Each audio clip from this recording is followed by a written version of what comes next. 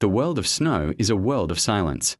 When winter stretches its hand across the land, the familiar sounds of rivers, fields, and forests fall quiet, softened beneath white blankets.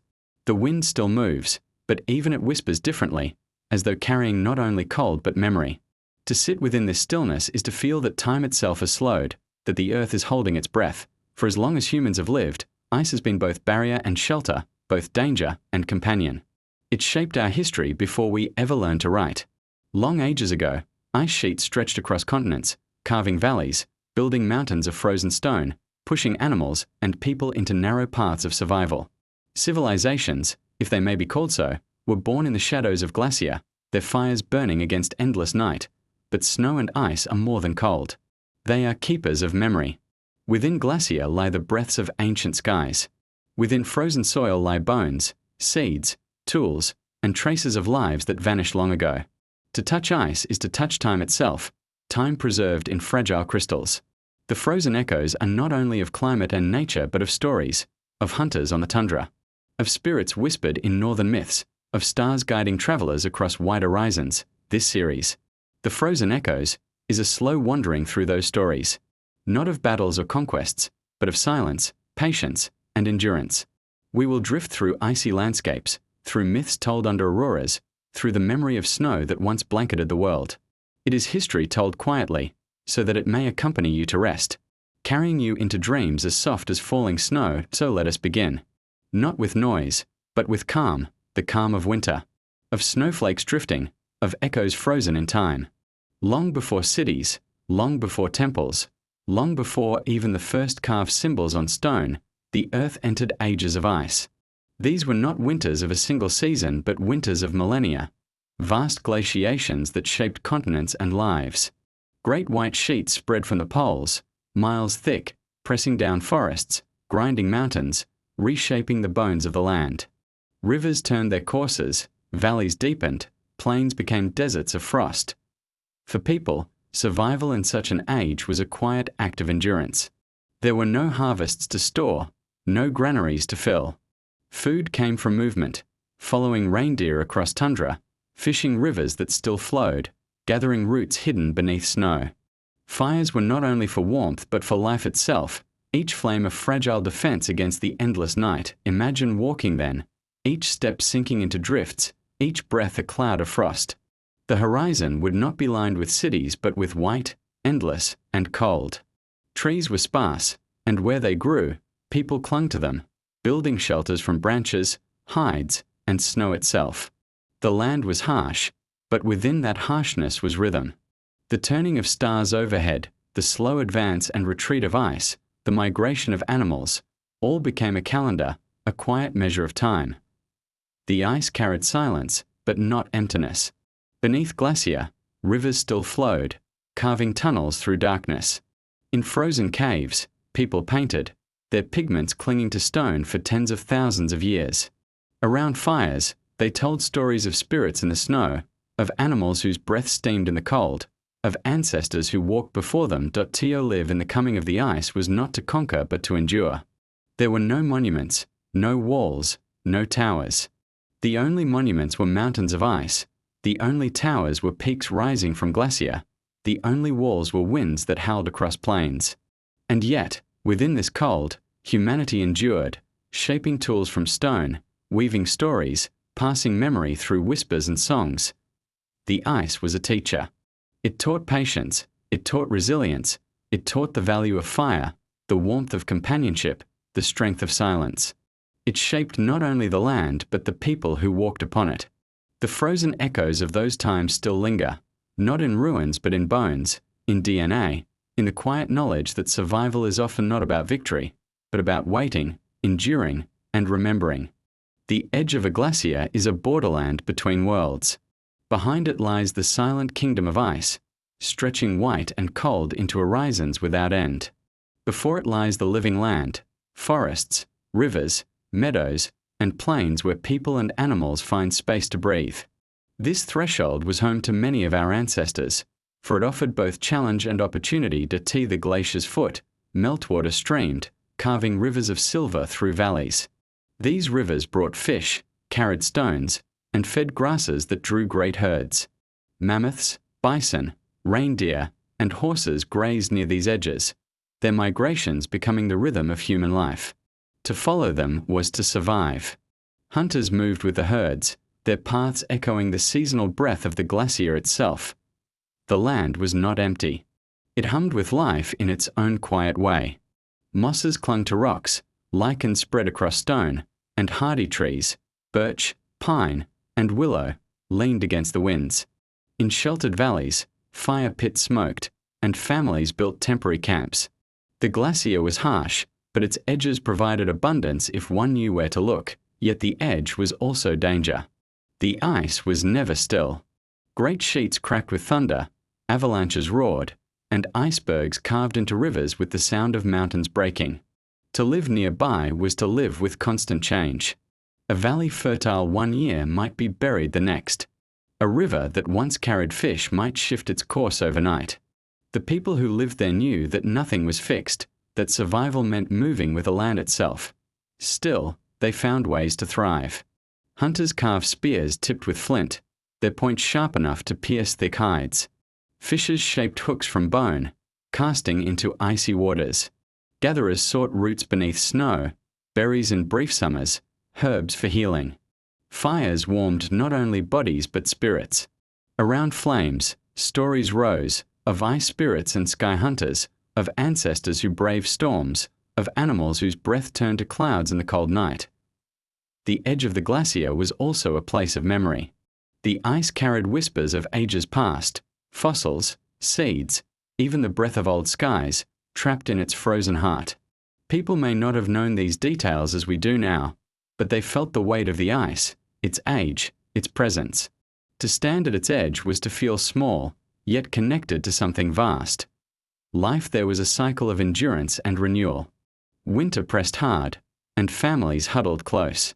Spring came in floods of meltwater, filling rivers and feeding grasses. Summer was brief but abundant, a time of gathering, storing, preparing. Autumn brought migrations, the chase after herds, the setting of traps, the mending of tools.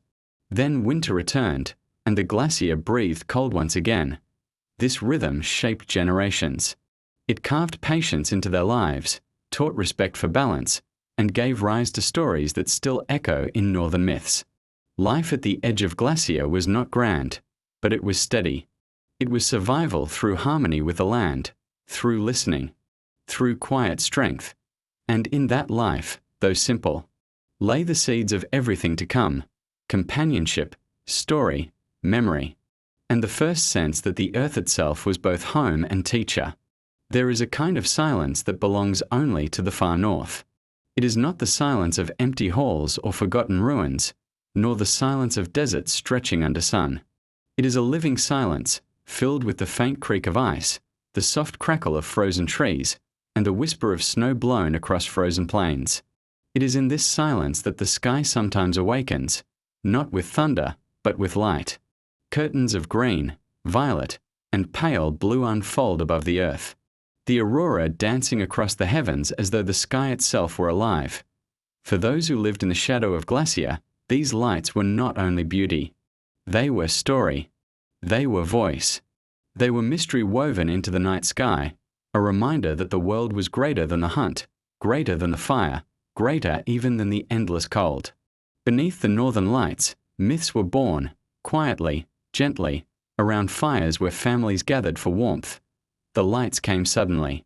One moment, the night was dark, filled only with stars scattered like frost. The next, faint green threads appeared at the horizon, rising and twisting, shimmering like spirits moving across the sky. Children would stir, eyes wide. Elders would lift their heads and begin to speak, their voices slow and rhythmic. Carrying memory older than any tool or carving, some said the lights were the spirits of animals, reindeer, seals, whales, returning to guide the people who depended on them. Others said they were the souls of ancestors, still walking above, watching, reminding the living that they were not alone in the cold. In some camps, the lights were seen as fires of the gods, flames beyond the reach of the earth, reminding people that there were worlds beyond ice and stone. Stories grew richer with each telling. A hunter, lost in a blizzard, might be guided home by lights weaving across the sky. A child, frightened by wolves in the night, would be comforted by tales that the aurora was a protective veil, chasing away shadows. Lovers would whisper that the northern lights were paths between souls, bridges of light where words unspoken on earth might still be shared in the heavens. The lights were not always kind in myth. Some stories warned that whistling or singing beneath them could draw spirits too close, carrying the unwary away. Others said that the aurora was the reflection of battles fought in the sky, a reminder of forces beyond human reach. Yet even in their fear, people found awe. To fear something is to believe it has power, and the northern lights were never seen as empty.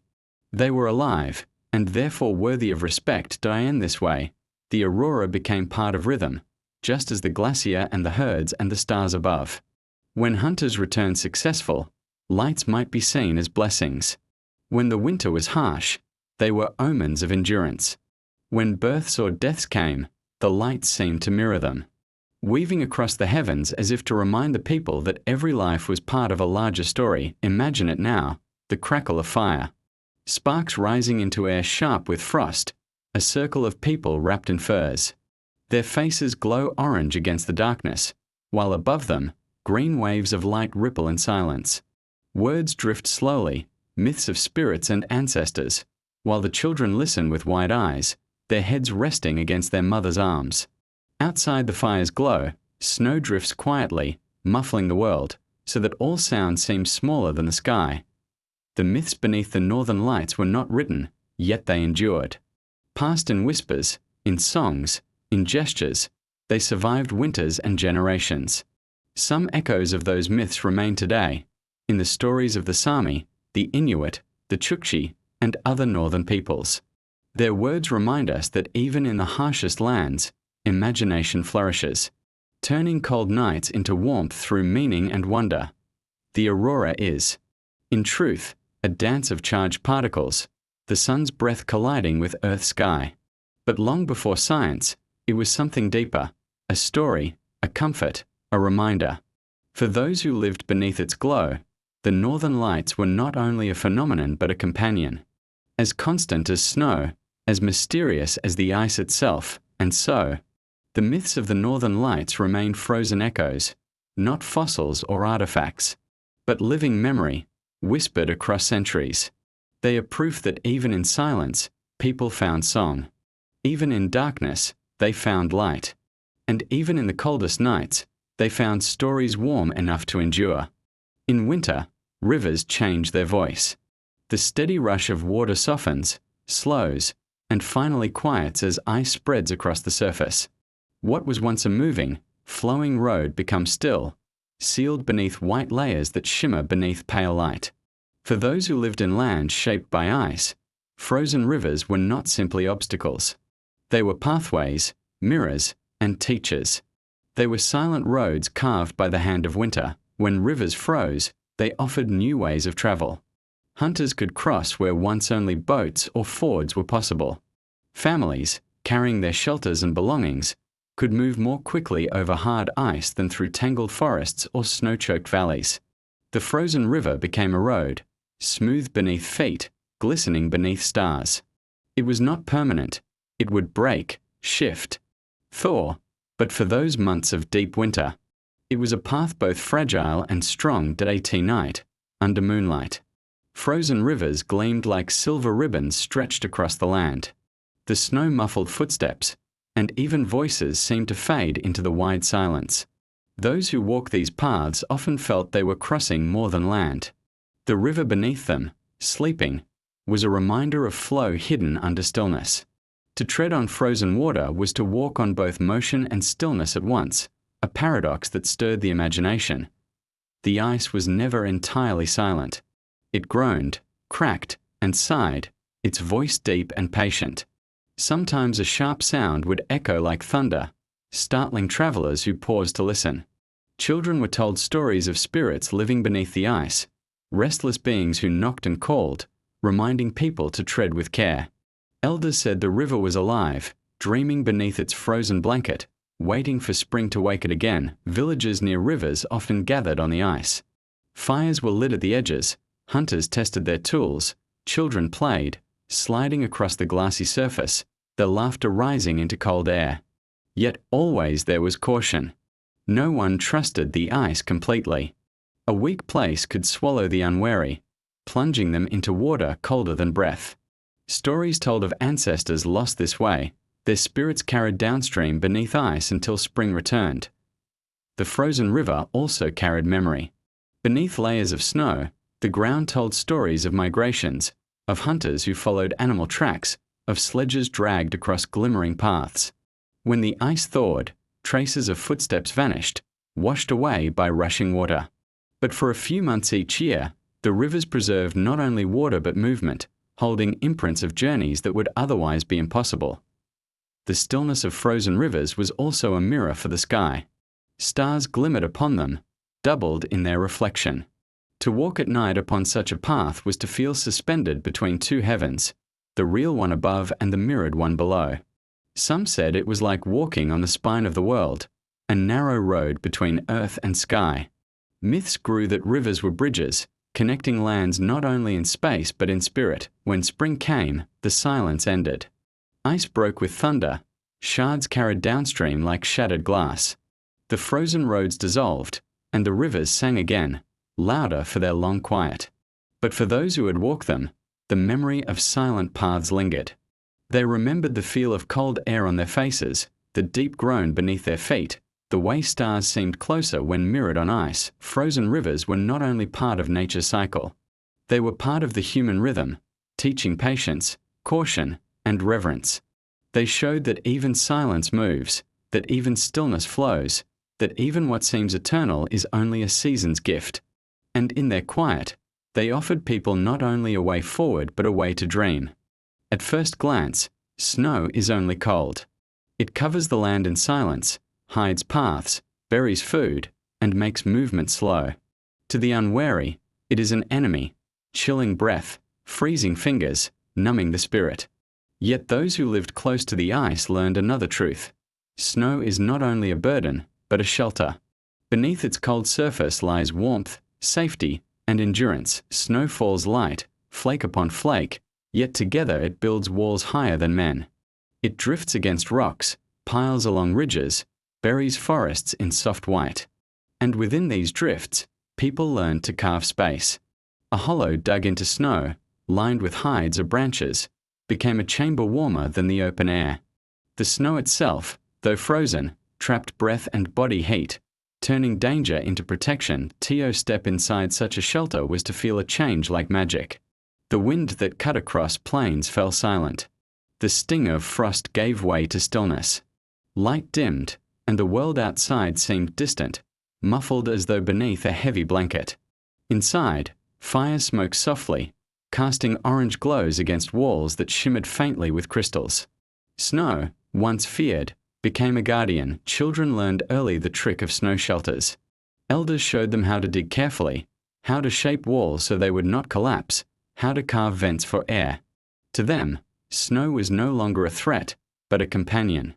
In the language of survival, it was a teacher, showing that even what seems hostile can be turned into aid with patience and respect. Snow shelters were more than protection from weather. They became places of story and rest.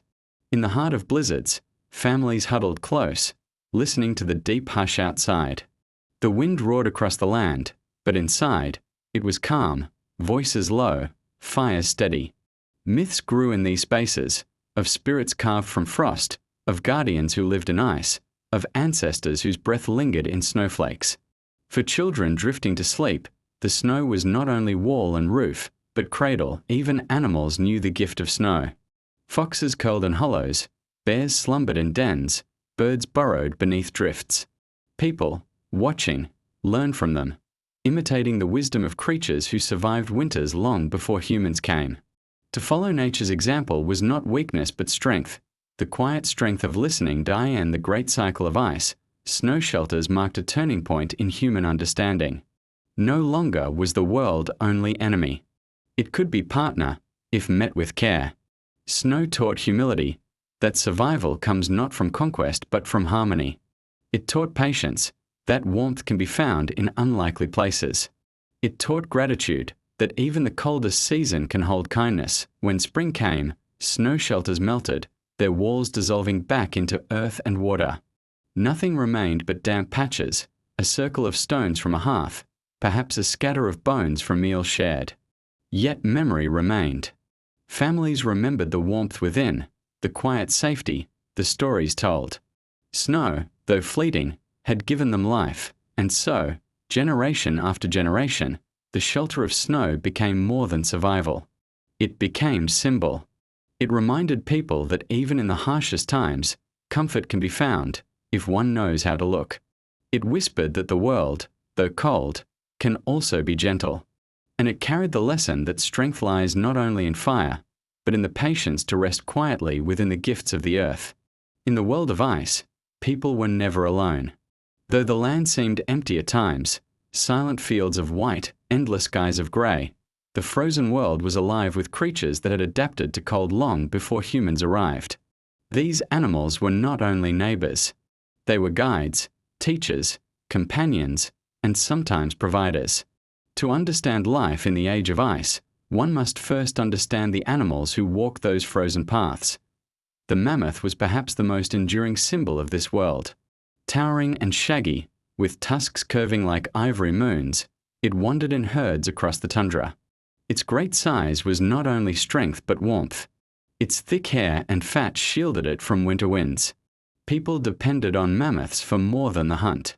They watched how mammoths moved, where they fed, how they endured. Their bones and tusks became tools, shelters, even art. Yet beyond usefulness, mammoths were woven into story, appearing in carvings, painted in caves, remembered in song. They were more than animals. They were presences, reminders of the scale and mystery of the world. The reindeer was another companion of ice. Swift, tireless, and graceful, reindeer migrated in vast numbers, moving like rivers across the land. People followed them season by season, walking in their tracks, drinking from the same rivers. Reindeer provided meat, hides for clothing, sinew for thread, antlers for tools. But more than this, they showed humans how to move with the land, never staying too long, always seeking balance. Even today, in the far north, reindeer remain central to life, their memory stretching back to the frozen echoes of prehistory. The woolly rhinoceros roamed too, armored in thick hide, its horns sweeping low like a blade. It was harder to hunt, fierce and solitary, but its presence added strength to the frozen plains. To see one was to be reminded that survival belonged not only to humans, but to many kinds of endurance. Predators, too, walked the snow. The cave lion, larger than any lion of today, stalked the herds. Wolves followed the edges of camps, their eyes glowing in firelight, waiting for scraps or weakness. The saber-toothed cat, though fading by the last great ice ages, was still remembered in story as a shadow of power. People feared them, but also admired them, carving their forms into bone and painting them in ochre. Predators were not only threats. They were teachers of caution, of respect, of the balance between life and death, and there were smaller creatures. The Arctic fox, white in winter, grey in summer, darted across the snow, clever and quick. The snow hare, swift and silent, left trails of delicate prints. Birds migrated above, their cries a reminder that life always moved forward, even through cold. Fish swam beneath frozen rivers, providing sustenance when the land grew empty. For people, animals were never just meat or hide. They were spirits of the land. Hunters often spoke to the creatures they pursued, asking forgiveness, offering thanks. Myths told that the souls of animals returned, again and again, giving themselves so that humans might live. To treat animals with respect was to keep the cycle in balance. The frozen world was harsh, but it was never barren. Mammoths thundered across plains, reindeer darkened horizons, wolves sang at night, foxes curled in burrows, hares leapt through snow, eagles circled silently overhead. Each creature carried wisdom in its way of surviving. Humans, watching, learned. They learned movement from the herds, caution from predators, patience from foxes, endurance from mammoths. Even in death, animals continued to teach. Bones carved into needles, tusks shaped into spears, hides turned into shelter. Each part was used, nothing wasted. To live in the frozen world was to weave one's life with animals, to be part of a web larger than any single species. And so, in the frozen echoes of history, animals stand beside humans as equals in story. They were not background, but companions. Their tracks remain in caves, their images painted on stone, their memory alive in myths. Without them, humanity would not have endured. With them, the frozen world was not empty but full of movement, of breath, of quiet life beneath the snow. In the frozen world, survival often depended on something as fragile as a spark. Snow stretched endlessly, winds cut sharply, nights lingered for months. The cold crept not only into the body but into the spirit. Yet against this vast and patient force of winter, people carried a weapon so small it could be held in the palm of a hand. Fire in the snow was more than warmth. It was memory, light, protection, and companionship. When the wind howled across plains and snow-buried paths, fire drew a circle of safety. Its glow pushed back shadows, its crackle sang against silence, its warmth reminded people that even in the coldest season, life had its own flame, but fire was not simple to keep. It had to be coaxed from stubborn wood, sparked from flint, or carried from embers. Snow-soaked branches, wind-snatched sparks, ice-numb fingers. To make fire was to fight against the elements with patience and care. Every family guarded their embers through the night, banking them beneath ash, protecting them from wind, carrying them from camp to camp. In this way, fire itself became part of the family, tended, fed, guarded like a living being. Around fire, stories were born. Elders spoke slowly, their words mingling with the hiss of burning wood. Myths told of how fire was stolen from gods, or gifted by animals, or hidden in stone until discovered. Children listened, their eyes wide, their faces glowing with orange light while snow piled silently outside. The world beyond was endless and cold, but within the fire circle was warmth, safety, and meaning. Fire in the snow was also a teacher. It showed that even the smallest spark could endure against vastness. It taught patience. Sparks die quickly if rushed, but with care, they grow. It taught balance. Too much fuel smothers, too little fades. It taught reverence. Never waste, never forget, for without fire, winter could silence. All that it also carried companionship. Flames drew people together, their bodies huddled close, their voices softened. The glow-lit faces, revealing joy, fear, reflection, and calm. Around fire, differences faded. Everyone was warmed alike, everyone was fed alike, everyone shared in the fragile miracle that kept life alive. In myths, fire became spirit. Some saw it as a gift of ancestors, others as a guardian watching over camps. Its crackle was a voice, its dance a story, its smoke a prayer rising into the sky.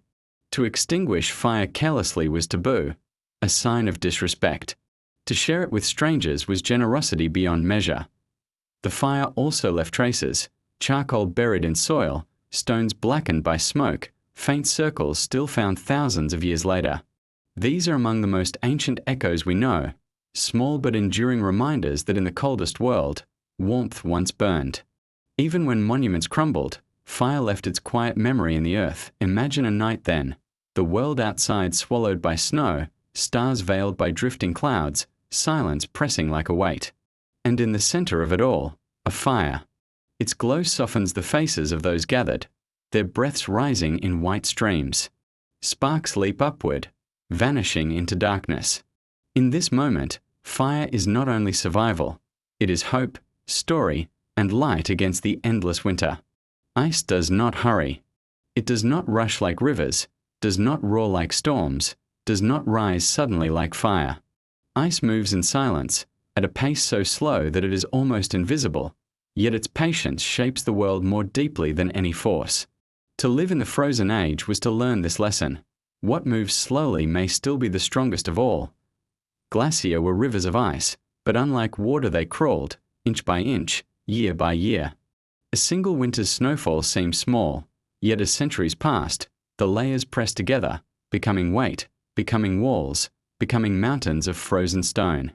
Beneath this weight, Valleys were carved, boulders carried, rivers borne. Whole landscapes were remade, not by sudden violence, but by the steady patience of ice. Those who lived near glacier felt this patience in daily life. Camps built too close to ice walls sometimes vanished, buried beneath avalanches or pressed by the creeping edge. Hunters following herds discovered that valleys they knew had changed, paths shifted, lakes swallowed. Nothing was fixed. The glacier always moved, not in haste, but with inevitability. The patience of ice also carried memory. Within its frozen layers were trapped tiny bubbles of air, each one a breath of an ancient sky. Dust from deserts, ash from volcanoes, pollen from forgotten forests, all were carried into ice, locked in silence for thousands of years. The glacier did not speak, but it remembered, keeping the stories of climates, fires, and winds long past.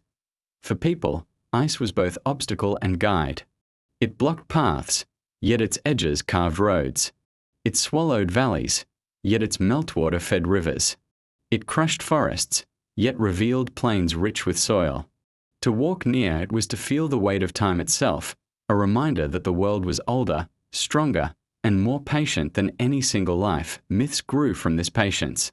Some told of giants sleeping within glacier, their slow breaths shaping the land. Others said the ice was a guardian, holding back chaos, keeping balance. Still others whispered that beneath the ice lay hidden worlds, waiting for the day when patience would end and they would be revealed. Patience, people learned, was not weakness. To endure, to wait, to move slowly but surely, this was a kind of strength greater than speed or force. The glacier taught that survival was not in rushing forward, but in enduring through seasons, through storms, through silence. Even today, when we look at valleys carved by glacier, at boulders stranded far from their source, at lakes left behind in their wake, we see the signature of patience. Ice did not roar. It whispered. It did not strike. It pressed. It did not hurry. It endured. And in enduring, it shaped the world more deeply than any hand, any flame, any storm. The patience of ice is a reminder to us all that life is not always about haste. That slow change can be the most lasting. That silence can be powerful. That what moves unseen may yet transform everything. In the frozen world, silence was never complete. Beneath the stillness of snow and the slowness of ice, another voice moved across the land, the wind. It carried no shape, left no footprints, but it was everywhere, sliding over glacier, rushing through valleys, curling among forests, whistling across empty plains. For those who lived in the age of ice, the wind was both companion and singer, its endless songs filling the long nights and the endless days of white. The wind was never the same. At times it came soft, brushing gently across furs and faces, carrying scents of pine, smoke, and distant animals. At other times it howled, tearing across plains like a living beast, rattling tents, pushing against bodies, filling the air with sharp, stinging snow. Between these moods were countless voices, low moans in caves, whistles through cracks of ice, sighs across frozen rivers. Each sound was part of a vast, unending song. People listened. Hunters walking long distances leaned into the wind's direction, letting it guide or warn them. Gatherers knew that the scent carried on the air could tell of herds nearby, or of predators waiting unseen. Families in their shelters heard the wind at night and read its stories.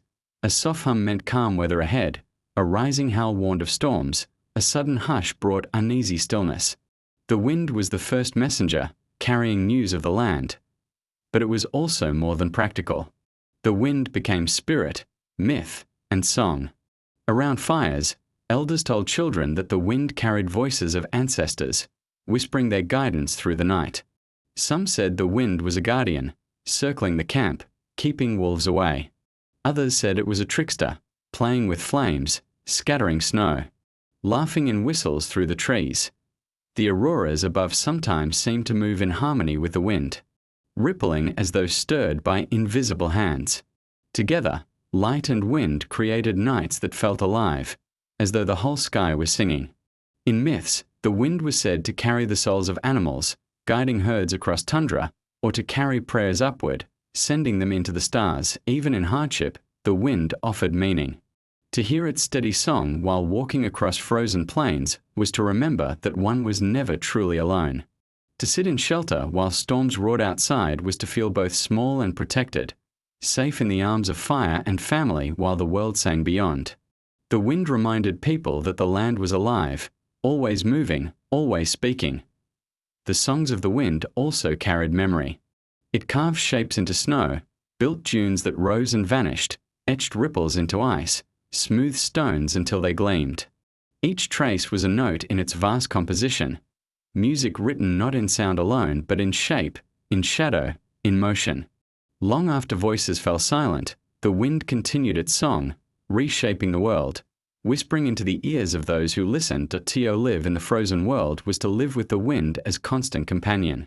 Its voices lulled children to sleep, guided hunters, tested shelters, carried myths. It was never still, never gone, never silent. And though it could be fierce, it was also endless, a reminder of the continuity of the world, of the patience of time, of the eternal breath of the earth itself. The songs of the wind were not recorded on stone or parchment.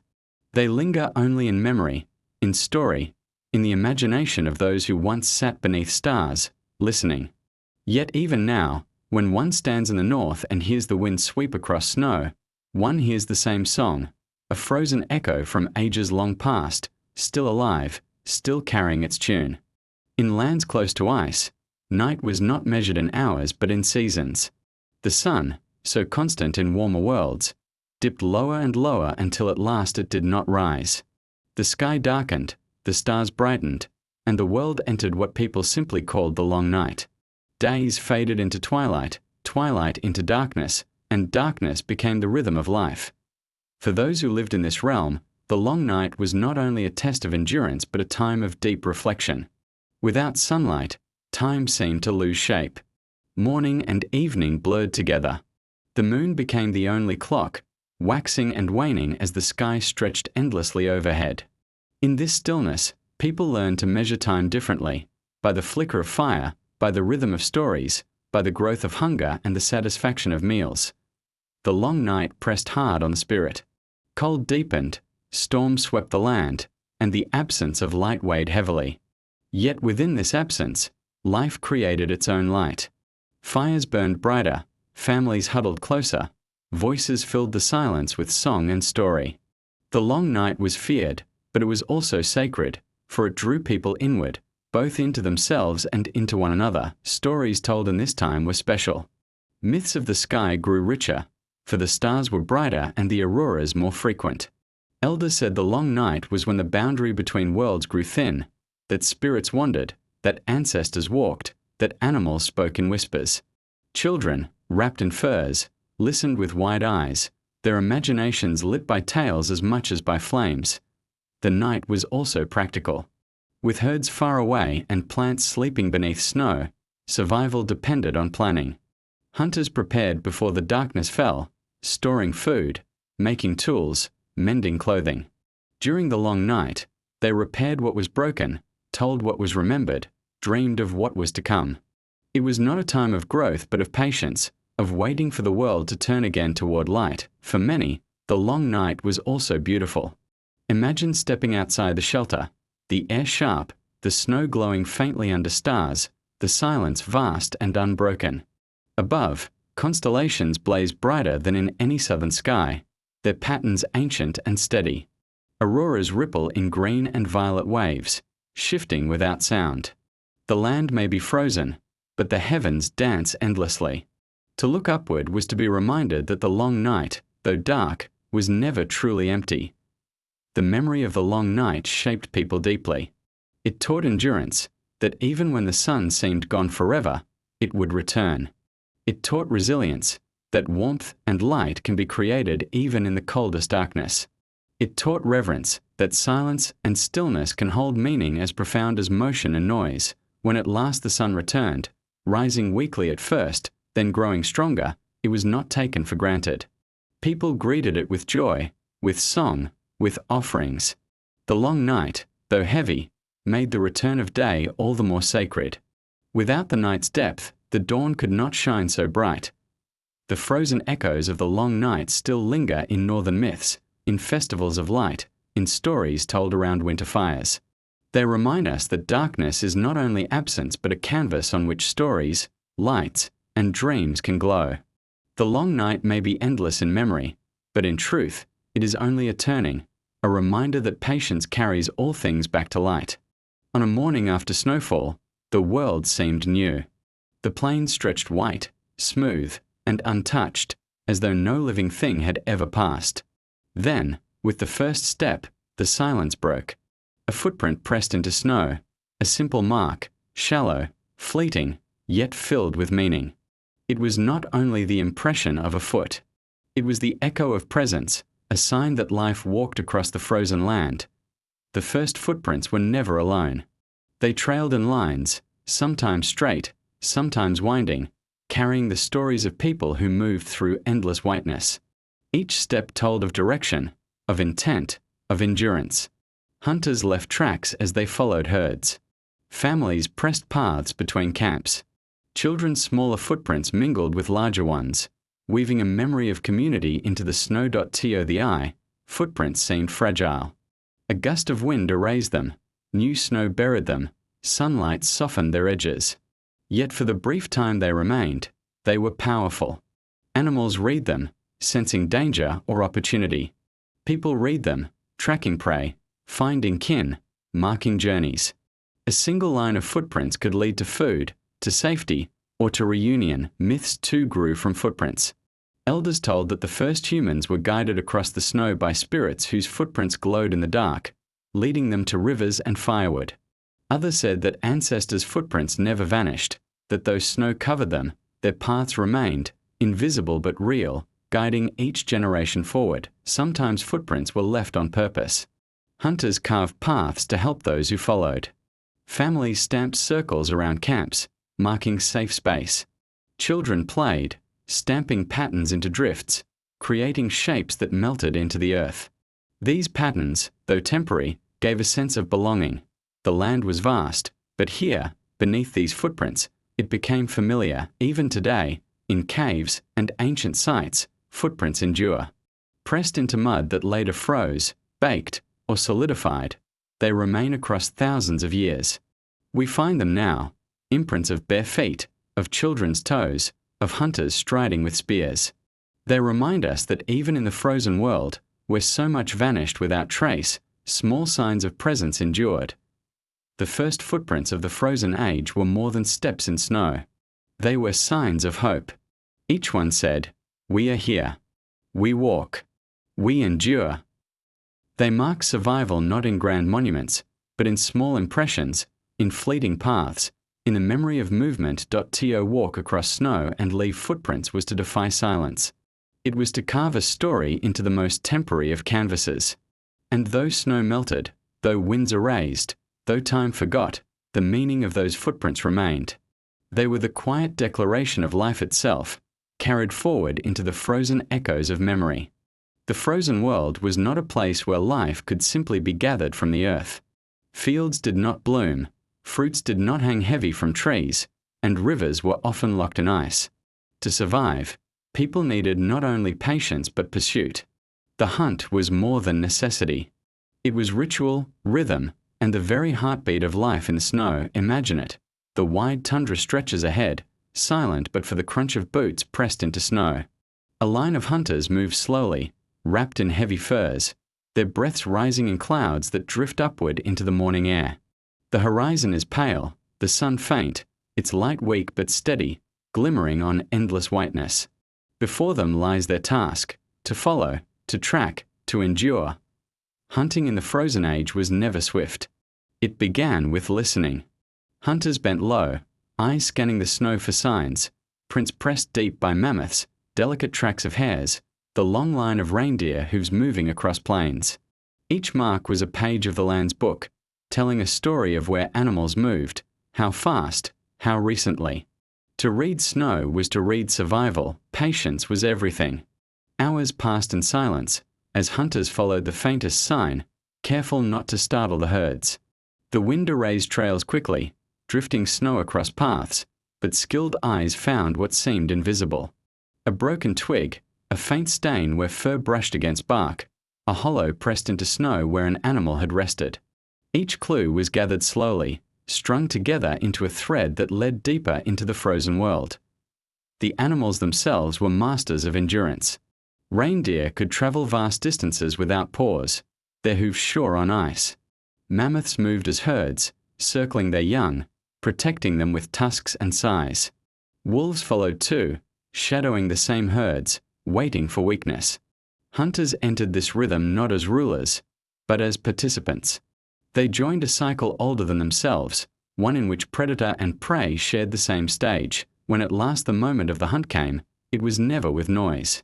Spears were raised quietly, bows drawn with care, stones readied in slings. The chase was brief, sudden, decisive. A reindeer fell, or a smaller animal was caught. Rarely, a mammoth might be brought down, its size feeding many but only at great risk. Every hunt was uncertain, and every success carried weight, not of triumph alone, but of gratitude and respect. After a hunt, there was ritual. Families gathered around the fallen animal, offering thanks. Some left small gifts, stones, carved bone, a whispered word. Myths told that animals gave themselves to people, and that disrespect meant scarcity in the future. Every part was used: meat for food, bones for tools, sinew for thread, hides for shelter. Nothing was wasted, for waste was betrayal. In this way, the hunt was not only survival, but relationship, a covenant between human and animal, sealed in snow. The frozen hunt also carried its own songs. Elders sang of hunts long past, of hunters who faced storms, of spirits who guided spears. These songs were not loud, but low and steady, like the heartbeat of the earth itself. Children learned them early, chanting as they practiced with wooden spears in the snow, their voices weaving memory into the AIR.AT night. Hunters returned to camp, their steps heavy, their faces tired but calm. Fires glowed, families waited, children ran to greet them. The air filled with the smell of roasting meat, the crackle of fat on flames. Stories rose, how the animal was found, how the chase unfolded, how the spirit of the hunt lingered still in the fire's glow. In this way, every hunt became part of the community, not only feeding bodies but binding lives. The frozen hunt was also teacher of humility. For every success, there were many failures. Storms scattered trails. Ice cracked underfoot. Spears broke. Hunger stretched long. To return empty-handed was not shame, but part of the rhythm. It taught patience, endurance, reliance on one another. It taught that survival was never a certainty, but a gift renewed each day. The echoes of these hunts remain even now. In ancient caves, hunters painted mammoths, bison, and reindeer, capturing the movement of the chase. On bones, they carved small figures, reminders of animals that sustained them. These were not decorations alone, but prayers, offerings, memory made visible. Long after the snow melted, the frozen hunt lived on in these quiet traces. Imagine once more the moment, snow falling softly. The world muted, a hunter's breath steady as he waits, his hand tightening around a spear. In the silence, all is poised: man, animal, snow, wind. The hunt is not conquest, but communion, a fleeting balance of life and death beneath the endless sky. When the spear flies, it is not only the end of one life but the continuation of many. The frozen hunt was survival, yes, but more than that, it was story. Each step, each track, each breath was part of a song sung across ages.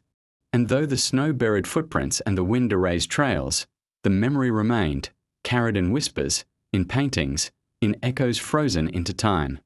Beneath cliffs and hills carved by glacier, caves opened like hidden mouths in the stone. From the outside, they looked dark, cold, and silent, mere hollows pressed into the earth.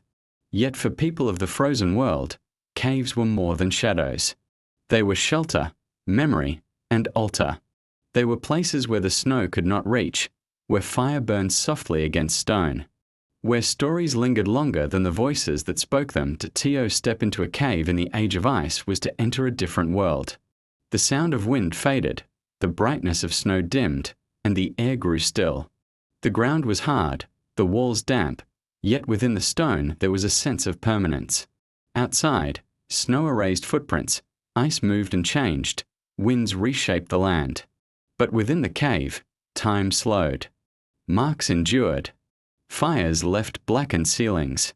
Hands pressed against walls remained in shadow for thousands of years. The people who came to these caves did not always come to live. Many entered only to paint, to carve, to tell stories against the stone. They brought with them torches, their flames flickering orange against the rough walls. Shadows danced, shapes shifted, and in the trembling light, figures of animals seemed to move.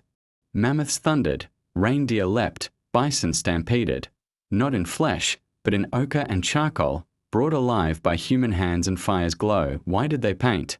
Some say it was memory, to hold the image of animals that sustained life. Others say it was prayer, a request that herds would return, that the hunt would succeed. Still others whisper it was magic, a belief that by shaping the image, they shaped the future. Whatever the reason, the paintings were not mere decorations. They were acts of reverence, quiet offerings to the frozen world. The caves also became gathering places. Families huddled together deep inside, away from storms that howled outside. Fires warmed the air, smoke curling upward into cracks. Children traced shapes on walls with fingers, imitating the elders. Songs rose, low chants, steady rhythms, sounds that echoed softly against the stone. In this way, caves became temples, where nature and humanity met in silence and flame. The walls still bear those echoes. Even now, thousands of years later, we find handprints, red and black, pressed against stone. Some are small, the size of children, others large and firm. They whisper across time. We were here, we lived, we remembered. The frozen world erased so much, camps, shelters, paths, but in caves, memory endured. Caves were also teachers of patience. Their darkness reminded people of the long night. Their echoes reminded them of the wind's song. Their walls reminded them that even stone can hold story.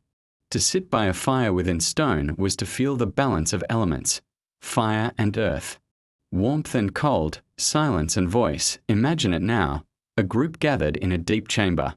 Firelight trembling against walls painted with reindeer and mammoths. The air smells of smoke and earth. Outside, snow falls heavily, muffling the world. Inside, children's eyes gleam, elders' voices murmur, flames glow softly. The cave is not only shelter but memory, a place where life lingers, where stories are carved into time itself, die in the frozen echoes of history. Caves of quiet fire remain among the most enduring voices. They remind us that humanity, even in its earliest days, did not only survive, it dreamed. It created. It sought meaning beyond hunger, warmth, and fear. In the deepest cold, people lit fires not only for bodies, but for spirits. And the shadows of those flames still dance, if one listens closely, upon the ancient stone. The sea is usually thought of as movement, waves rising and falling, tides breathing in and out, the endless rhythm of water against shore. But in the frozen world, the sea too fell silent.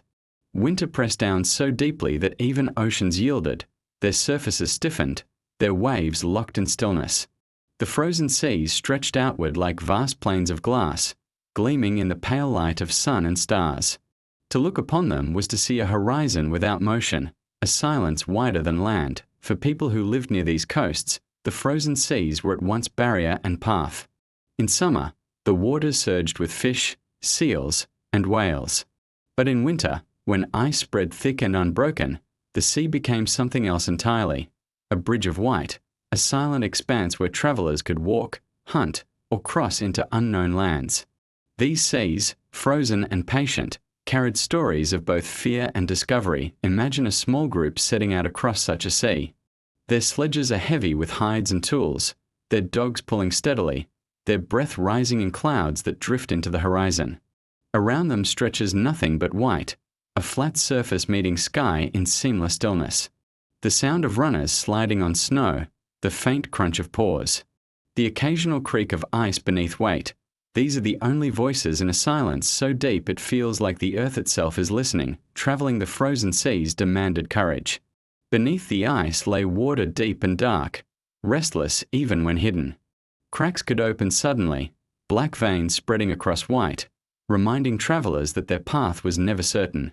The groan of shifting ice, low and resonant, was like the breath of something ancient stirring beneath.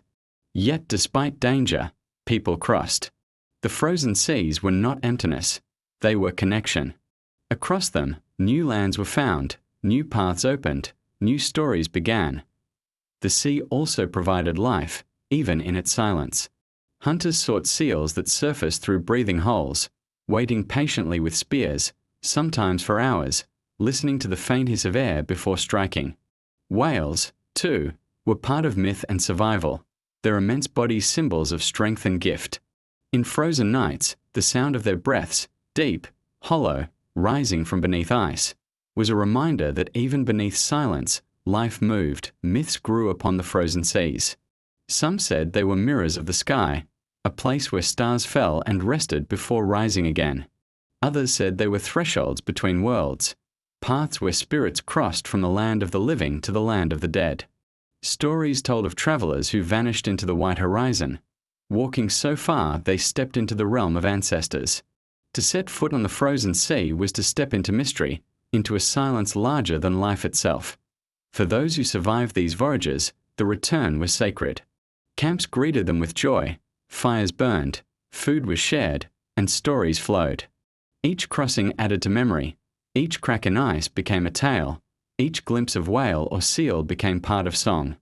The frozen sea, though vast and dangerous, became a companion in survival, both feared and cherished. Even today, echoes remain.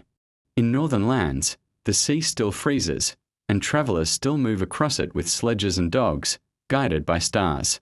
The patience of the frozen sea, the silence of its vastness, the myths whispered on its surface, all linger, quiet and enduring. The frozen seas remind us that silence is not emptiness. Beneath the still surface lies movement, life, depth, and mystery. To walk upon them is to walk between worlds, to feel the fragile line between survival and danger, to understand that even silence has a song. Death was not absent in the frozen world. It walked quietly beside life, carried in the bite of frost, the hunger of empty days, the claws of predators, the sudden crack of ice beneath careless feet. For families who endured beneath the glacier, death was not an intruder but a shadow always near. And when it came, the living turned to rituals that gave dignity to the departed, shaping memory within the silence of snow. Burial in frozen lands was unlike burial in warmer soils. The earth was too hard to dig deeply, frozen like stone. Graves were shallow, carved into snowbanks or softened soil when summer permitted. Often, bodies were placed in cans of rock, covered with stones to protect them from animals, or laid within caves where the walls bore witness. Sometimes they were simply left beneath snow, their forms wrapped in hides, entrusted to the cold as both guardian and shroud. For those who mourned, the burial was not only an end but a continuation. Fires burned low, and voices spoke softly. Elders recited stories of the one who had passed, their hunts, their laughter, their moments of endurance. Children listened, eyes wide, learning that memory was a way of keeping life present even in absence. The snow muffled everything, yet in that hush, words carried further, sinking into hearts like embers glowing in the dark. Offerings were often left with the departed. A tool they had shaped, a bead carved from bone, a fragment of painted stone. These were not possessions, but tokens of connection, objects that spoke of a life lived and a bond unbroken. Some myths said the dead would walk across frozen rivers into another world, and these offerings were gifts for the journey. Others said spirits lingered in the wind, circling camps, watching over the living. Whatever the belief, burial was never abandonment. It was a gesture of care, of respect, of hope. The quiet burial was also a communal act. Families and companions gathered together, their breaths rising in the cold, their furs dusted with snow. Silence was common. Tears froze quickly, but grief was expressed in stillness more than in cries. The land itself seemed to join in mourning, the endless white mirroring the absence felt within. Yet at the same time, the burial reminded the living that they too must endure. Carrying forward the memory of the one laid to rest, imagine such a scene: a shallow hollow carved into earth softened by brief summer, or into snow piled high against stone. The body lies wrapped in furs, hands folded, face calm. Around it, stones are placed carefully, one by one, until a mound rises. Firelight flickers nearby, casting orange glow against the white. The wind sighs through the valley, not harsh but steady, as if singing a low song. The family stands close, their shadows long upon the snow, their voices a whisper that mingles with the night. The burial was not only sorrow. It was reminder. It reminded those who remained that life was fragile, fleeting, precious. It reminded them to tend their fires more carefully, to walk with patience across rivers, to share food generously, to speak stories so that memory would not fade. In this way, each death became not only an ending but a teaching, binding the living to the rhythm of survival. The frozen world preserved many of these burials. Bodies laid beneath snow sometimes endured for centuries, their hides and tools intact, their faces still visible when discovered in later ages. These were not ghosts, but voices across time, echoes frozen in earth. They remind us today that even in the harshest worlds, care and ritual were never forgotten. Humanity, even in struggle, still sought to honor life with dignity.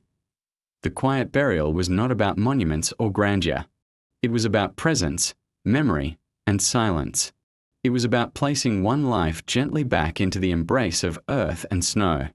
And in that gesture lay something timeless, the knowledge that every step, every fire, every story, every hunt would one day return to silence, but that silence, too, could be honored. In the frozen echoes of history, burials whisper still.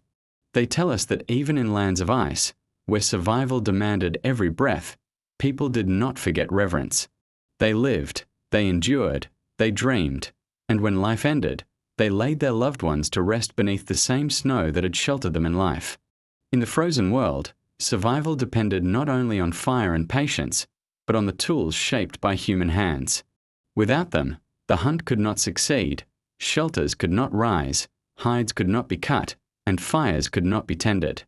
In a land where wood was scarce and metal unknown, people turned to what the earth and ice offered most abundantly: stone, bone, and the frozen gifts of the land itself. These tools were not simply objects. They were extensions of life, quiet companions that turned endurance into possibility. The first tools were of stone, chipped and sharpened with slow, steady strikes. Flint was prized for its strength and its spark, leaving edges sharp enough to cut through hide or shape wood. A single flint core could yield blades, scrapers, and points, each one precious. Hunters bound stone points to spears with sinew, shaping weapons that could pierce the hides of mammoth and reindeer. Scrapers carved from flakes cleaned hides, preparing them for warmth. Burins etched grooves into bone, making space for thread. Each shape carried intention. Each strike of stone against stone carried meaning. Bone too became tool. The remains of animals were not waste but treasure. A rib bone might become a sled runner, polished smooth to glide across snow. Antlers were carved into points for spears, or wedges to split wood.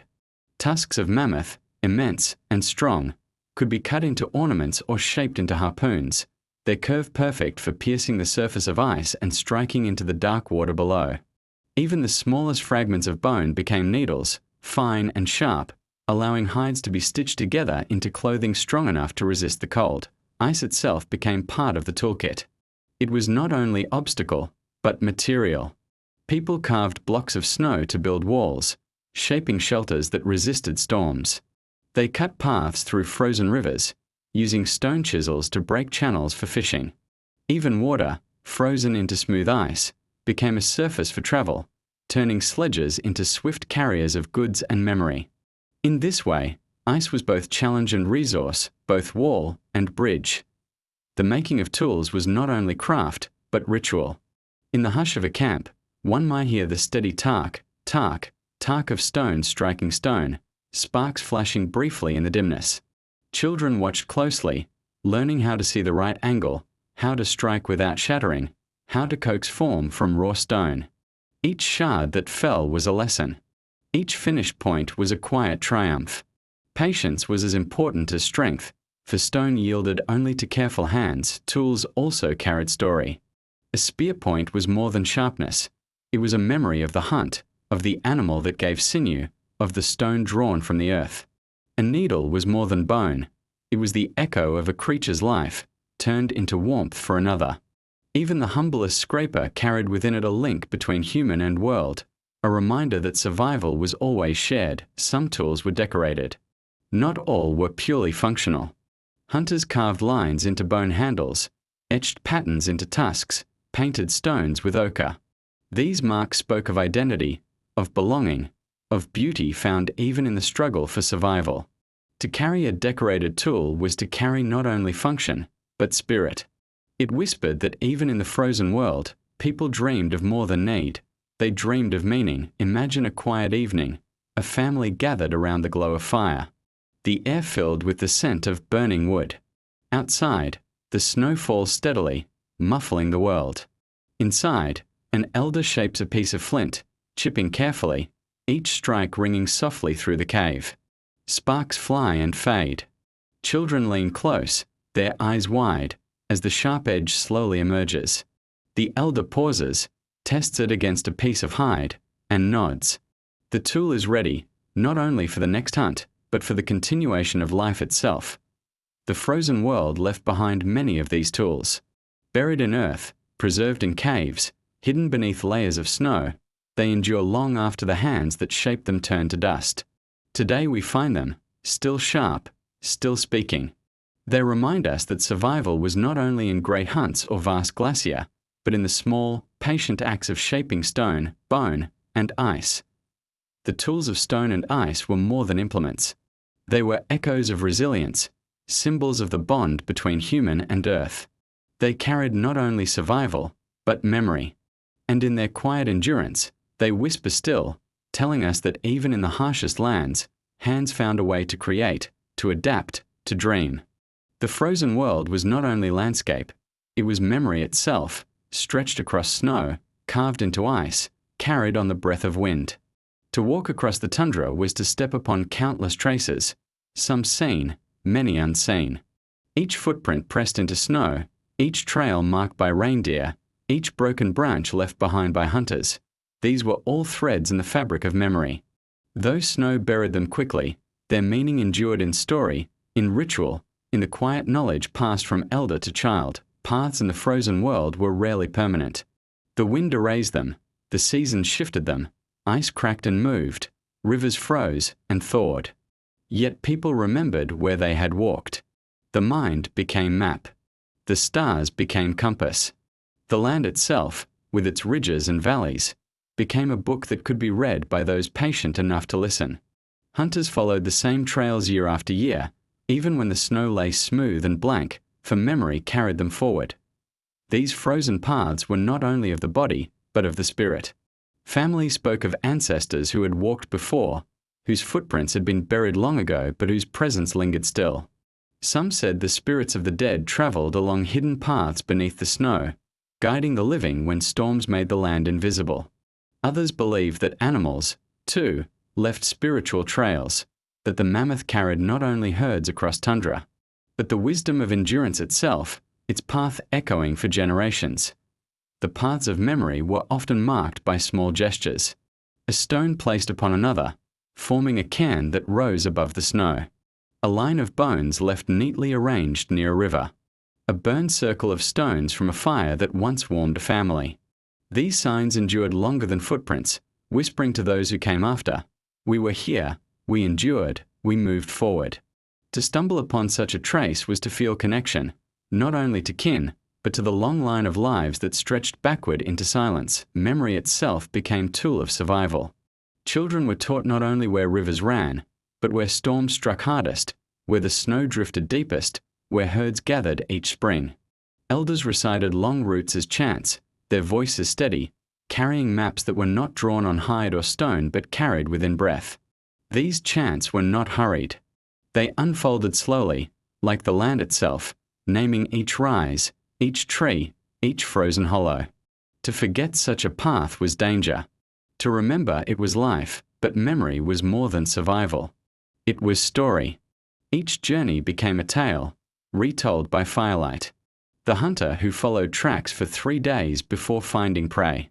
The family who crossed a frozen river and heard it groan beneath their feet.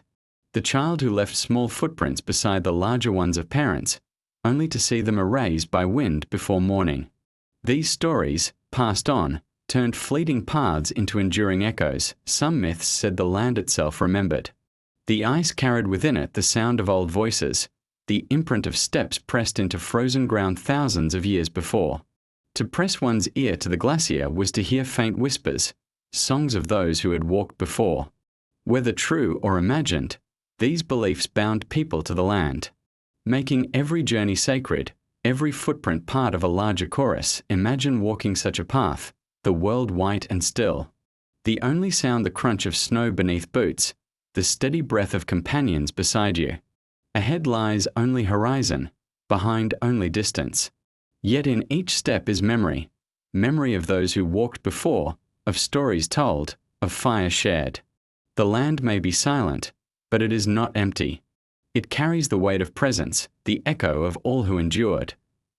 The frozen paths of memory remind us today that even in a world where snow erases and wind forgets, nothing is truly lost. Each step carries meaning. Each story preserves what footprints cannot. Each life, though brief, leaves behind traces that endure in ways unseen. The snow may cover, but memory remains, quiet, patient, eternal. Snow falls in many ways. Sometimes it drifts like feathers, each flake floating slowly through the air, settling softly, hardly making a sound. At other times, it falls thick and heavy, piling quickly, burying paths, weighing down branches. But in the frozen world, storms came often, storms so vast that they erased the horizon, swallowing the land in white silence. These storms were both feared and revered, for they were reminders of how small life was against the breath of the earth. The silent storms did not always roar. Unlike summer storms of thunder and rain, these moved with patience, a steady, relentless descent of snowflakes that seemed endless. For hours, for days, the sky released its burden, and the land disappeared beneath layer upon layer of white. People woke to find their shelters half buried, their paths gone, their footprints erased. It was as though the world had chosen to begin again, to cover all signs of what had come before. When storms arrived, the wise did not fight them. They waited. Inside snow shelters or caves, around fires glowing softly, families gathered close. The wind might sigh against walls, the snow might whisper as it fell, but inside there was stillness. Stories filled the space, voices rising and falling as steady as the snow outside. Children played with carved bones, their laughter quiet but warm. Elders spoke slowly, telling tales of storms past, of years when the snow fell so deeply that whole valleys vanished, of times when people waited patiently until the land revealed itself again. The storm was not only obstacle but teacher. It reminded people that survival was often less about strength and more about patience. To rush into white blindness was folly, for the land vanished in such storms. Rivers, cliffs, herds, all hidden beneath the endless curtain of snow. Even sound was swallowed. A shout faded quickly, footsteps were muffled, and the world felt wrapped in silence deeper than night. To endure a storm was to surrender to stillness, to trust that time itself would clear the path. Animals, too, knew the storm's rhythm. Mammoths huddled in circles, their great bodies sheltering calves. Reindeer pressed together, lowering heads against wind. Foxes curled beneath drifts, hidden from sight. People watched and learned, seeing that even the strongest creatures bowed to the patience of storms. To imitate them was not weakness but wisdom, and yet, storms were not always kind. They could bring hunger, for hunting became impossible, and food stores dwindled quickly. Fires needed fuel, and gathering wood in the midst of white silence was perilous.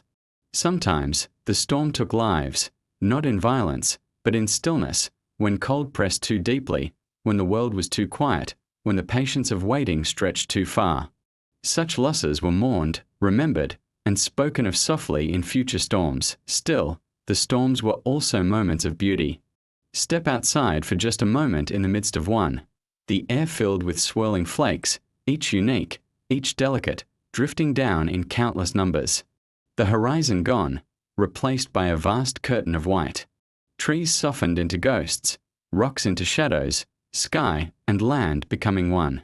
It was as though the world had been remade into dream, fragile and endless.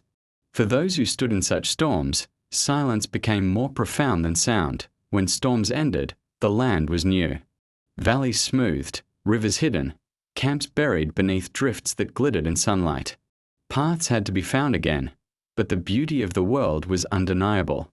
Hills shone like silver, forests gleamed beneath icicles, and footprints pressed into untouched snow felt like the first steps of creation itself.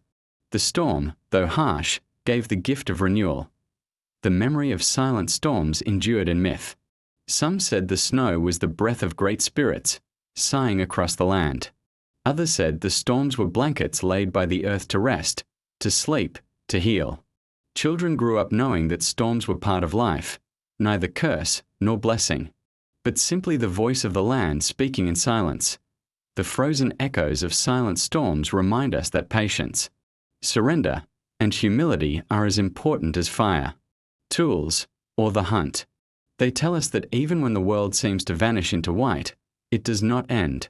It simply waits, beneath layers of stillness, for the moment to reveal itself again. Above the frozen land, the sky stretched vast and endless. It was not only a backdrop to daily life but a living presence, a canvas of light and darkness, silence and song. For those who endured beneath glacier and snow, the sky was guide, calendar, mystery, and memory. To look upward was to see not emptiness, but eternity. In the day, the frozen sky was pale, its light thin and gentle.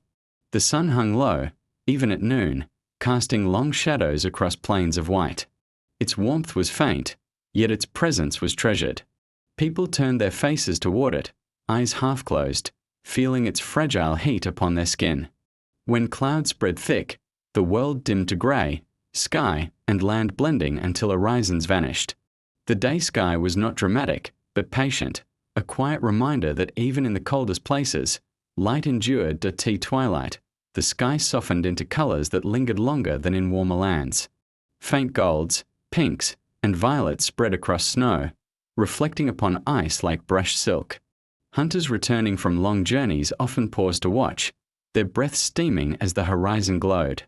In such moments, silence deepened, and even the frozen wind seemed to pause, as if the world itself wished to hold the light a little longer. But it was in the night that the frozen sky revealed its greatest beauty. Without city fires, without smoke, without noise, the stars burned brighter than most can imagine today. They stretched from horizon to horizon, thousands upon thousands of points of silver, sharp and steady. People learned their patterns, naming them, telling stories of animals and ancestors woven among them. The constellations were not only maps for the hunters who traveled by night, but stories for children who dreamed by firelight. The auroras, too, painted the frozen sky. Curtains of green and violet unfurled slowly, shimmering as though unseen hands brushed the heavens. They shifted gently, then rippled, then faded, only to return again. To watch the aurora was to feel the world alive above, the sky breathing in color. Myths told that these were spirits dancing, ancestors walking, or fires of gods burning in realms unseen. Whatever the belief, no one who looked upon them felt alone. The moon was companion through the long night. Sometimes it rose as a thin silver thread, barely visible above dark trees. Sometimes it swelled full and bright, casting shadows sharp upon snow, making the land glow as though bathed in cold fire. Hunters moved by its light, children played in its glow, storytellers lifted their faces toward it as they spoke of legends. The moon was clock, lamp, and guardian, always returning, always watching. The frozen sky also held silence. On clear nights, when no wind moved, the stillness beneath the stars felt deeper than words. To sit by a dying fire, wrapped in furs, and look upward was to feel small and vast at once. Each breath rose into the dark, vanishing, joining the air that carried countless lives before. The sky was reminder of fragility, of endurance, of belonging to something larger than survival. Even storms could not erase its meaning. Though snow veiled the heavens, though clouds swallowed the moon, people remembered. They carried the patterns of stars in story, recited them by memory when hidden. The sky was never truly gone. It lived in the mind, in song, in whispers told during the long night. Imagine it, a family gathered in silence outside their shelter. Above them, the aurora sways gently, green and purple light reflecting in their eyes. Stars scatter endlessly behind it, bright and unblinking. The snow beneath glitters faintly in moonlight. The air is sharp, crisp, alive. For a moment, time feels still. The frozen sky stretches above, endless and eternal, carrying both mystery and peace. The echoes of the frozen sky remain with us still. Even now, in the far north, one may stand beneath stars and see what our ancestors once saw, light shimmering across dark heavens. Silence deep enough to listen to one's own heartbeat, a sky that speaks without words. It is a reminder that though seasons change, though civilizations rise and fall, the sky endures, steady and patient, an eternal companion above the frozen world. Winter is not a single season in the frozen world. It is the breath of the land itself, vast and unyielding, stretching not in weeks or months but in ages. For those who lived under its weight, winter was not an interruption, not a pause before spring. It was a constant companion, the canvas upon which life was painted. To understand the frozen world is to understand winter's patience, a patience so deep it seemed eternal. The patience of winter revealed itself in silence. Snow fell without hurry, layer upon layer, soft as breath yet relentless as time. One flake vanished quickly, but together they built blankets that stretched across valleys, smoothed hills, buried forests. Nothing resisted for long. Stones were covered, rivers stilled, paths erased. The patience of winter was not in sudden force but in steady persistence. It taught that even the gentlest fall, repeated endlessly, could change the face of the earth. People who lived within this patience adapted their lives to its rhythm. They learned not to resist the snow but to move with it. They carved shelters within its drifts, warmed by the very substance that seemed to threaten them. They waded through storms rather than braving them, understanding that haste only led to danger. They rose with weak sunlight, rested when the world grew dark, trusted the slow cycle of seasons. To survive winter was not to conquer but to yield, to listen, to endure. The patience of winter also carried beauty. The low sun spread long shadows across plains, painting snow in shades of silver and blue. Ice crystals glittered like stars upon branches, catching the faintest light. Frost traced delicate patterns upon stone, windows into a world of symmetry and wonder. These were not fleeting sights, but steady companions of winter, reminders that patience could hold beauty as well as silence. Animals, too, bore witness to winter's patience. Bears curled into dens, surrendering months to sleep. Foxes grew white coats, their bodies blending with snow. Reindeer moved in slow, steady migrations, their hooves sure upon ice. Wolves padded softly through drifts, their howls carrying across valleys like echoes of the wind. Each creature had learned the same lesson. Do not rush, do not waste, endure with patience. The people mirrored this wisdom. Their fires were tended carefully, never too bright, never allowed to fade. Food was rationed, each piece measured, each bite respected. Tools were mended slowly, carefully, for they must last through the season. Songs were sung not loudly but softly, carried like threads of warmth through long nights. Every act was shaped by winter's patience, each moment a reminder that survival belonged not to the swift, but to the steady. Yet winter's patience was not only survival, it was memory. Beneath layers of ice, air from ancient skies was trapped, frozen into crystals. Beneath snow, seeds slept, waiting for warmth to return. Beneath glacier, rivers carved slow, silent paths. Winter preserved what it touched, keeping fragments of past ages safe within its embrace. It was not only stillness, but archive, a library of silence. Holding stories in ice until time was ready to reveal them, myths told of winter as a spirit older than all others, a presence that had watched the world since the beginning. Some said it was the breath of the earth itself, sighing across lands with slow patience. Others believed it was a guardian, testing the strength of all creatures, granting endurance only to those who respected its rhythm. Children were told that to hurry in winter was to offend it, but to move with patience was to walk in harmony with its eternal breath. Imagine such a night, snow falling softly, each flake glowing faintly in firelight. A family huddled in silence, their breaths slow, their eyes half closed. Outside, the world is vast and still, the wind carrying only a low murmur. The stars gleam faintly above, hidden behind drifting clouds.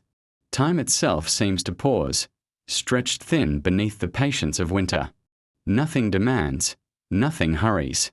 Only silence, only endurance, only the steady rhythm of breath and fire.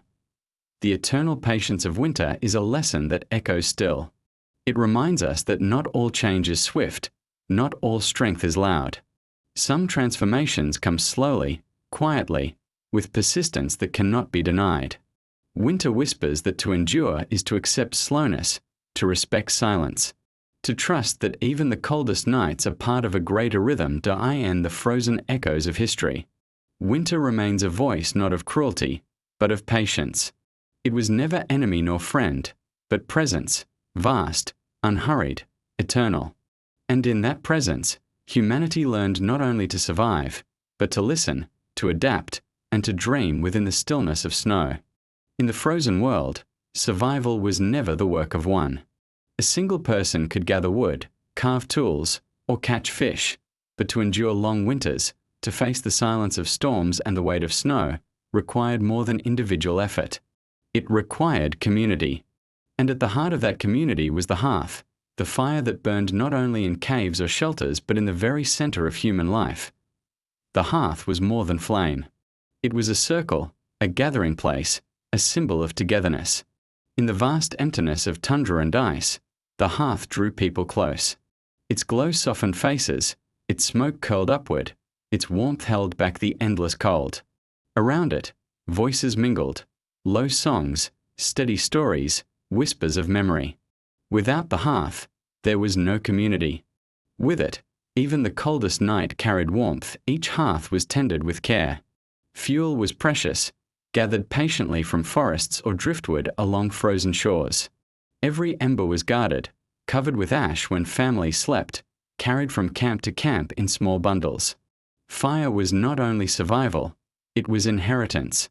One flame could last through generations, its light linking past and present, ancestor and child. To let a fire die was not only risk but sorrow, as though a piece of memory had been lost. The hearth was where food was shared. Meat from the hunt was roasted, bones cracked for marrow, fish smoked slowly. The smell filled shelters, blending with the sharp scent of wood and hide. Children learned the taste of survival here, each bite carrying the labor of the hunt, the patience of the gatherer, the care of the cook. Food was never hoarded alone. It was given, passed, offered. The hearth was not a place of division but of sharing. It was also the place of teaching. Elders sat close to the flames, their eyes reflecting firelight, their voices carrying stories of past winters. Children leaned near, listening as myths unfolded, the spirits of snow, the patience of ice, the songs of the wind, the dances of the northern lights. Around the hearth, knowledge passed silently from one generation to the next, not written but spoken, sung, remembered. The hearth was school, library, and temple all in one. Laughter, too, lived there. Even in harsh winters, the hearth saw joy. Children played with carved toys of bone and wood, their giggles rising above the crackle of flame. Adults teased each other gently, songs rose in rhythm, hands clapped softly in time. The hearth was proof that even in the frozen world, life held not only struggle but lightness. Warmth of body gave rise to warmth of spirit. The hearth carried its own myths. Some believed each flame was alive, a spirit that watched and protected the camp. Others said the smoke carried prayers upward to ancestors, curling into the night sky. Still others whispered that the hearth was the heart of the earth itself, a small echo of the great fires hidden deep below stone. Whatever the belief, the hearth was always treated with reverence. Its flame was never wasted, its circle never neglected. Imagine it, a winter storm outside, snow pressing against the walls of a shelter. The wind moans, the night stretches endless.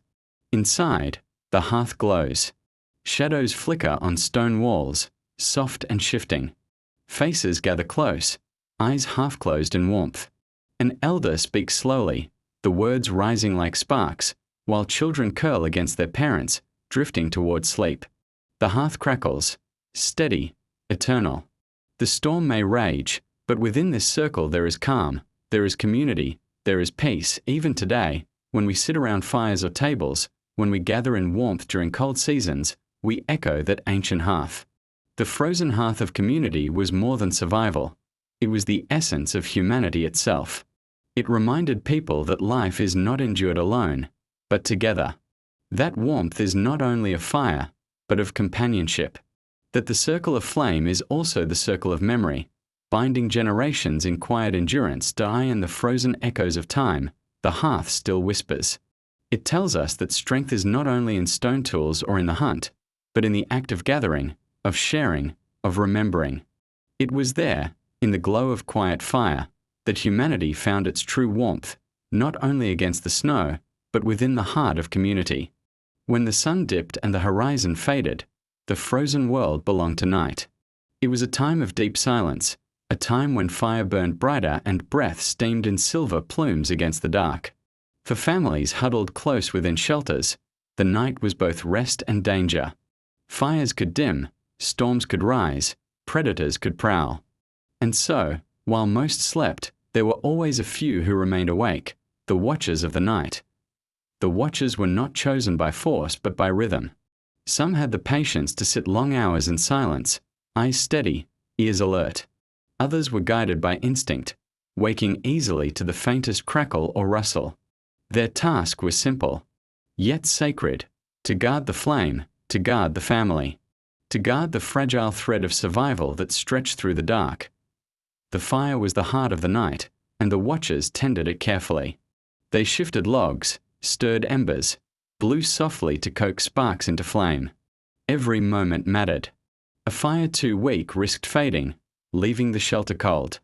A fire too strong consumed precious wood.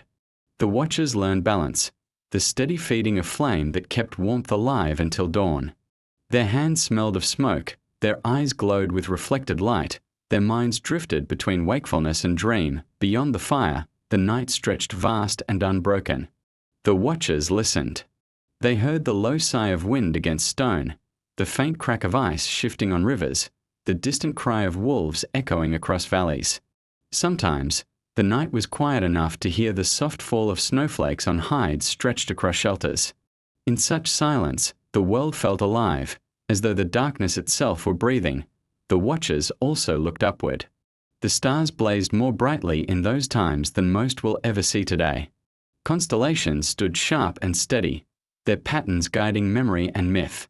The aurora sometimes shimmered, curtains of green and violet unfolding across the sky. To the watchers, this was not boredom but companionship. The heavens themselves seemed to share the vigil, vast and eternal above the small glow of fire. Stories grew around the watchers. Some said they had second sight, that by staring into the flames they could see glimpses of the future.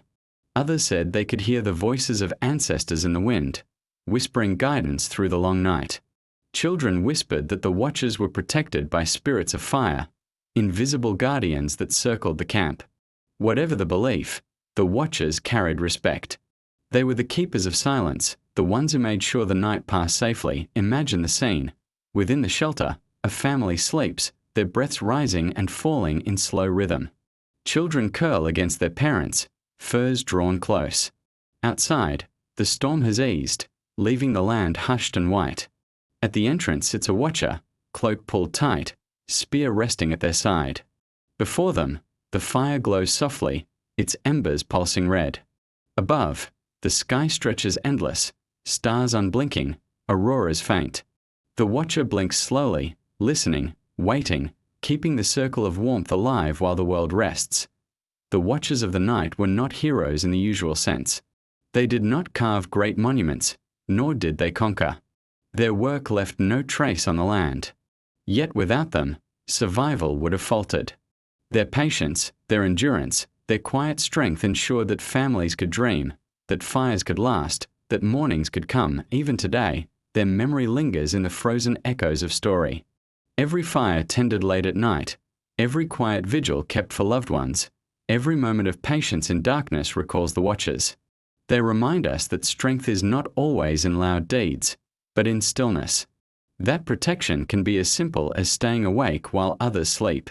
That silence, too, can be an act of love. In the endless winters, when night stretched long and the world lay frozen, the watchers kept the thread of life unbroken. They listened. They waited. They guarded. And in their quiet work, humanity endured. Even in the deepest winters, when snow pressed heavily upon valleys and rivers froze into silence, there were places where the earth whispered warmth. These were the hidden springs, small, secret openings where water, unfrozen, flowed steadily through stone. To find such a place was to find life itself. In a world where cold ruled everything, these springs were reminders that the earth, beneath its icy skin, still carried warmth in its heart. Hunters and travelers knew the signs. A faint mist rising in the still air, even as frost glittered on trees. Patches of ground where snow melted quickly, exposing stone and soil. The soft sound of trickling water beneath silence. To follow these hints was to stumble upon a miracle, clear water flowing gently. Steam rising into cold, frost clinging like silver lace along the edges. For families, the hidden springs became gathering places.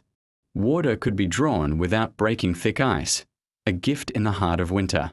Animals came too, reindeer lowering their heads to drink, foxes pausing to lap at the edges, birds fluttering near the warmth. Hunters watched carefully, for where animals gathered, food could be found. But even beyond survival, the springs carried something deeper, comfort. To sit near one was to feel, if only for a moment, that the frozen world was softened. Stories surrounded these places. Elders told that the springs were tears of the earth, flowing where it wept for the cold above. Others said they were gifts of spirits, wells of kindness left for those who endured winter's patience. Children whispered that if you listened closely, you could hear voices in the bubbling water, ancestors speaking through the earth's breath. Whatever the belief, the hidden springs were never taken for granted. They were visited with quiet reverence, their waters drawn carefully, their warmth treated as sacred. At night, when snow fell heavily and the world lay muffled, the springs seemed to glow. Steam curled upward, catching the faint light of stars and auroras, shimmering in the dark. Families who camped nearby felt as though they lived within a dream, warmth rising from below, light dancing above. Fires burned brighter near springs, their smoke mingling with the mist. Songs were sung in gratitude, low voices echoing with the trickle of water. Imagine such a scene. A small group gathered around a spring, their furs glistening with frost. The air is sharp, but the steam rises gently, softening the cold. A fire glows nearby, its light reflecting on rippling water. Reindeer stand at a distance, their breaths rising in clouds, while foxes slip in and out of shadows. Above, the sky ripples with pale green aurora, mirrored faintly in the spring surface. In that moment, the frozen world seems less harsh, less endless. It seems alive, breathing, carrying warmth even within silence. Springs also held memory. They did not freeze as rivers did, and so they became landmarks across seasons. Travelers remembered their locations, passing knowledge from elder to child. Beyond the ridge, where the mist rises in winter, they would say. These memories shaped routes, hunts, migrations.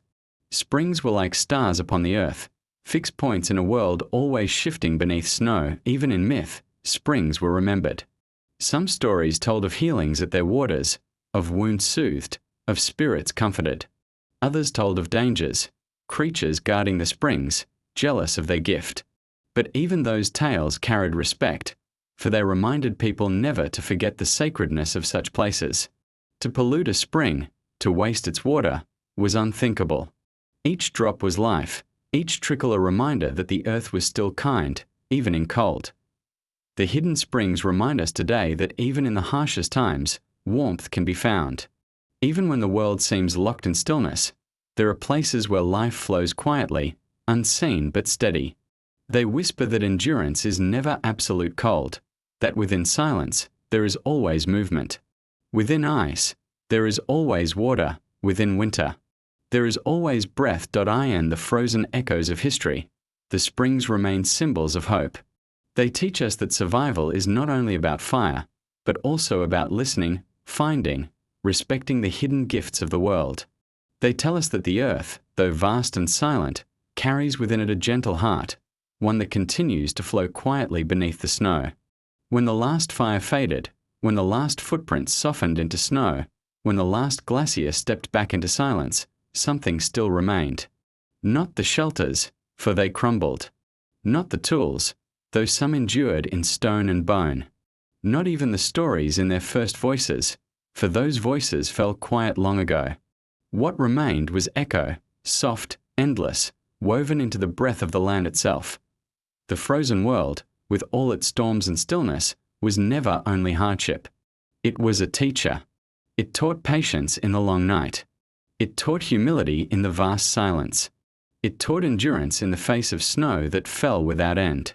Each lesson pressed itself into memory, not as words carved in stone, but as whispers carried through generations. The echo of those lessons lingers still, soft as snowfall, steady as the turning of the sky. The echo lives in small things, in the hush that settles over a winter forest when snow begins to fall, in the crackle of fire that holds families close together, in the sight of stars sharp and cold above a dark horizon. Each of these moments carries with it the memory of those who came before, those who sat by caves of quiet fire, who walked frozen paths, who watched auroras ripple like spirits in the night. It also lives in us. For though we no longer sleep beneath glacier, though our fires burn in different forms, we still carry the same need for warmth, for story, for community. We gather in circles, we listen to silence, we look to the sky for guidance. Somewhere within us, the frozen patience of winter remains, reminding us that endurance is not about conquest, but about harmony. Not about haste, but about listening. The echo is not loud. It is not the thunder of storms nor the roar of fire. It is the quiet sound that lingers when all else has gone still. It is the memory of footsteps, of songs, of whispered myths, blending into the wind. To hear it, one must be still. To feel it, one must listen, not with ears, but with heart. Imagine, now, standing in a wide valley at dusk. The snow stretches outward, soft and untouched. The air is cold, sharp, clean. Above, stars begin to wake, faint at first, then countless, shimmering in silence. You close your eyes, and the world grows even quieter. In that stillness, you feel it, the echo of countless lives that once walked here, loved here, endured here. Their voices not gone, but blended into the breath of winter, into the sigh of earth itself. The frozen echoes are not past. They are present, carried in each snowflake, each fire, each patient breath. They remind us that silence has meaning, that stillness carries life, that even the harshest landscapes hold beauty. They whisper that we, too, are part of this endless story, brief footprints in snow, fading, but never truly gone. And so, as the long night stretches, as snow falls again, as firelight flickers gently, the echo remains. It waits in silence, steady and timeless, ready to remind all who listen that the frozen world was never empty. It was always alive, always whispering, always holding within its stillness the quiet endurance of life. In the end, the frozen echoes are not only of ice and snow. They are of humanity itself, our patience, our memory, our dreams.